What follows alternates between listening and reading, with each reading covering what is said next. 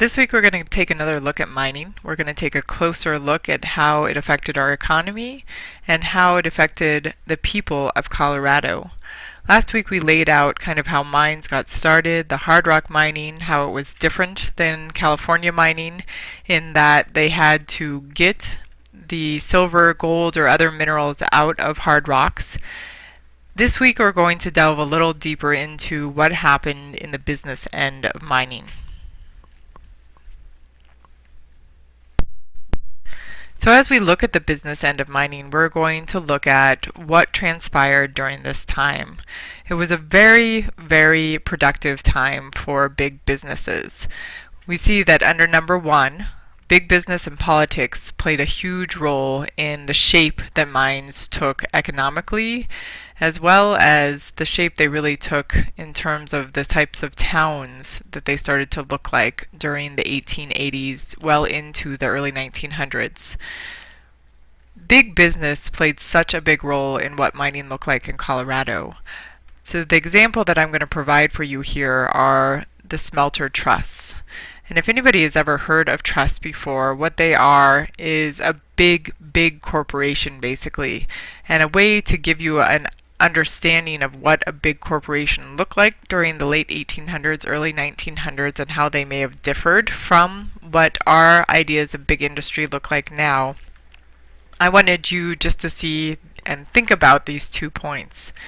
In smelter trusts, and so what smelter trusts are is they basically own all of the smeltering plants within a certain area, and as they grow bigger and bigger, they have the ability to take new smelters or plants that take the minerals from those mines up in Aspen, Cripple Creek, places like that, and take the minerals out of them.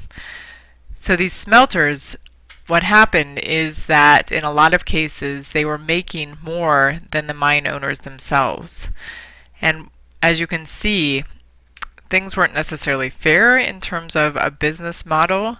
They controlled about 2/3 of smelting in all of the state of Colorado and the refining process in all of the state of Colorado. So a corporation evolved in Colorado called the Colorado Fuel and Iron Industry. It was traditionally owned by John C. Osgood in 1884. And this was a corporation that fell under this idea of trusts, where you can see here that they basically held 45% of the state outputs. So that meant that anything coming out of Colorado, they owned half of that in terms of whatever it was that they were producing at that time. For Colorado Fuel and Iron, they were producing coal, and that was given to railroads and as well as other sources such as houses. It was used for heating. So they did a really, really great job of basically running the industry in Colorado. Another huge piece of understanding, I think, for us is acknowledging that they were the only integrated steel plant in the West, which means that they could not only get the goods out of the rock, but they could turn it into steel or whatever else they needed to turn it into to sell it as a hard good to build with. So Colorado Fuel and Iron did very, very well for about 20 years until John C. Osgood got in over his head. He started to put together housing for his employees, and he spent too much money on that, and at that time he went under. Well, you can see in 1903, Rockefeller came in, swooped it up, and this is no other than the John D. Rockefeller of the late 1800s, early 1900s, a business baron. And he swooped up Colorado Fuel and Iron along with countless other industries that he owned throughout the United States. I think another piece to really think about here is that not only were businesses doing really, really well, but they had a lot of political support. So we can see that it creates basically an environment for big business to come in. As we talked about before, they had a lot of tax breaks, many tax exemptions. They had basically an environment that was conducive to business growth. We have, during this time period, during about the late 1800s, legislation was passed in Colorado for an 8-hour workday. But you can see right below it that the Supreme Court said, no, I don't think that's such a great idea. We actually really want to support big business coming in. We want to develop our economy here in Colorado. And so what we're going to do is we're going to overturn that legislation. We're going to say it's unconstitutional. Workers should have a right to sell their labor. And so you can kind of see here that Colorado basically set themselves up to be very, very business friendly. Well, this wasn't going over too well with the workers, nor with some politicians eventually.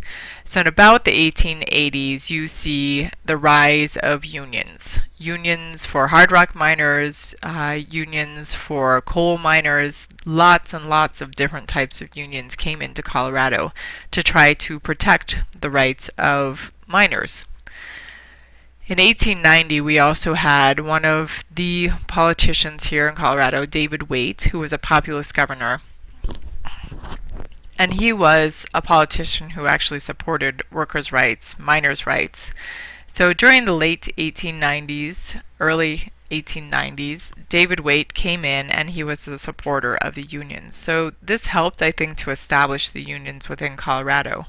However, only 3 years after we see some backing for the unions in Colorado, we see the Depression come in. And remember, this was tied to that silver legislation that was passed by the federal government. Because of that silver legislation, we see the big dip in the silver mines and not as much output within the silver mines. And so the effect is that 50% of people in the mines in Colorado are then unemployed in 1893. This turns over a new leaf. What you see is that once Coloradoans started to fight for their rights, those people in the mines kind of got hit because of this depression. So they didn't have much leverage to go back in and fight for those rights. You see, in 1902, we have a new governor come in, and this was a governor that was unfortunately in support of big business. So it kind of sets a tone for those big business owners to get what they want, which is for the workers not to have the rights and for them to continue to be able to make money. So this all sets up basically a huge conflict between unions, business owners, and politicians, really. So we can see people in the mines, they start to begin to fight for their rights in the 1890s. We see depression hits us. We see back and forth in the political arena, people supporting them, people not supporting them. In the meantime, miners continue to not have the rights that they need to be able to survive in mines. So we see in Cripple Creek, and remember Cripple Creek is not only a silver mine, but eventually becomes a gold mine in Colorado.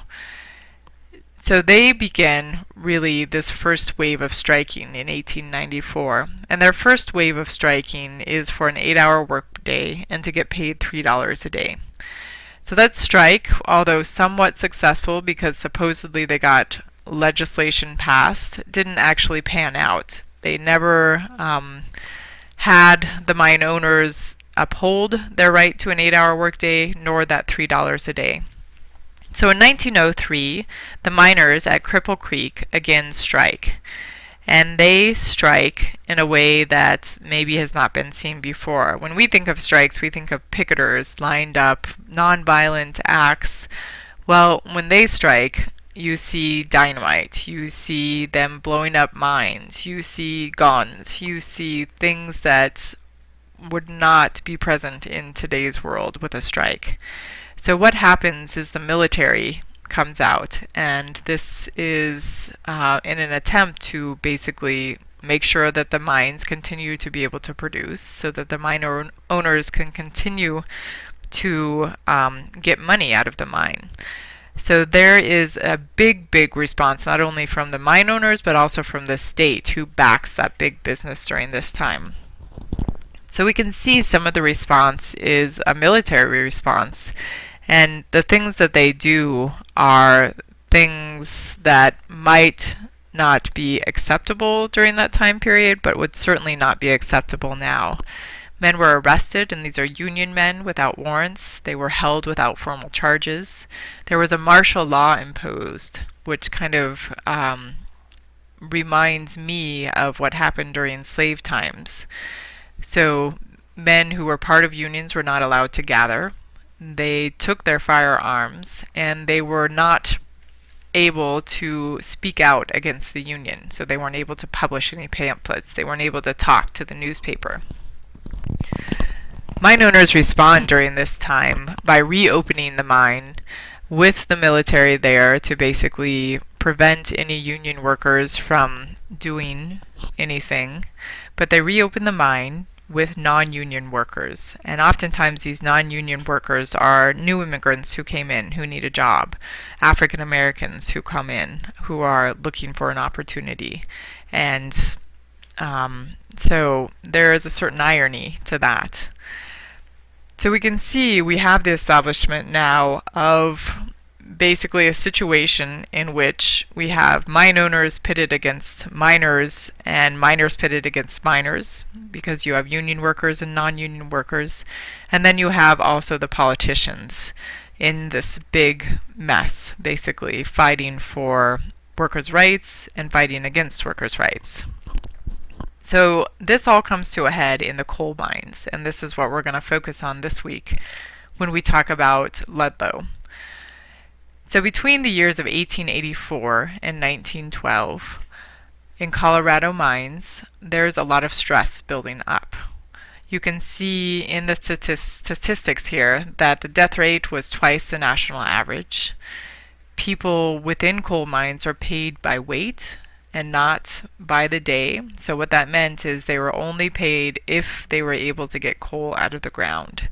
Nor were they paid for any sort of dead work, which was basically making the mines safe, digging the mines, making sure that they were stable for them to go in and out. We also see during this time that those pro-business governors are coming back into the Colorado government. So this sets us up for what happens at Ludlow. Ludlow happens in 1914. So to learn more about Ludlow this week, what we're going to do is we're going to have a discussion. I want you to watch the YouTube video I've posted under this week, read the chapter for the week, as well as look at the chapter notes for this week that are under this, listed under this week. So as you look at all of those things, here are some questions that I want you to ponder. What is a company town? What does it look like? Who are the workers within a company town such as Ludlow? Why did workers strike in the first place in Ludlow? What was Colorado's response to that strike? What was Rockefeller's response to the strike? And finally, what was the outcome of the strike? The idea here is for you to get a deeper look at what really happened in mines during this time. What's the outcome of having a union?